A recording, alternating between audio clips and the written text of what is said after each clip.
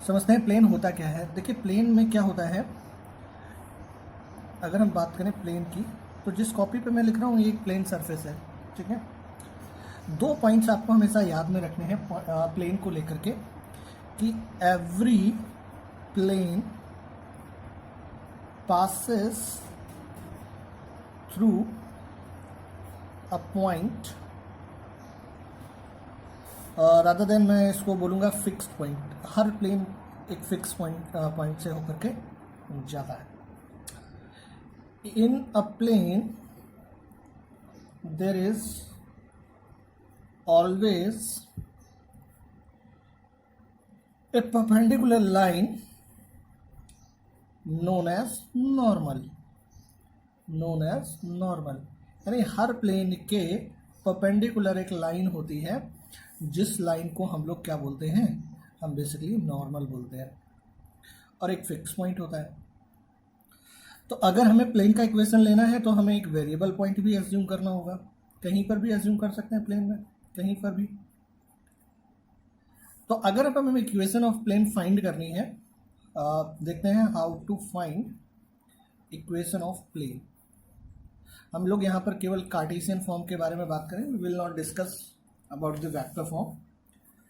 तो Cartesian form point जो form है उसे फाइंड करने के लिए हम मान लेते हैं कि हमारे पास कोई एक फिक्स पॉइंट है और एक कोई वेरिएबल पॉइंट है। फिक्स पॉइंट ए मान लेते हैं और ये बी मान लेते हैं। तो ये जो फिक्स पॉइंट है ये बेसिकली हो जाएगा x1, y1 और z1। बी पॉइंट ये मान लेते हैं हम, ये कोई वेरिएबल पॉइंट है,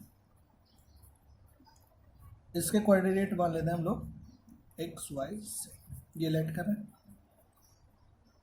और r जो नॉर्मल है, ये जो आपका नॉर्मल है, इसको नॉर्मल ही लिख देता हूँ मैं। ये नॉर्मल जो है, इस नॉर्मल के हम लोग dr से एज्यूम कर लेते हैं। मैं लिख देता हूँ dr ऑफ नॉर्मल, हम लोग ये एज्यूम कर लेते हैं A B C. I hope इतना समझ में आ रहा होगा। अब हम क्या करते हैं, dr of line joining A B निकाल लेते हैं। तो dr ऑफ ए बी हो जाएंगे बेटा x minus x1, y minus y1, z minus z1। As the concept says there is a line always perpendicular to the plane. Plane के perpendicular हमेशा एक लाइन होती है।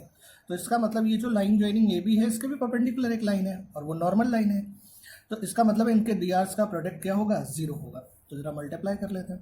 a x minus x1 plus b y minus y1 plus c z minus z1 is equals to 0।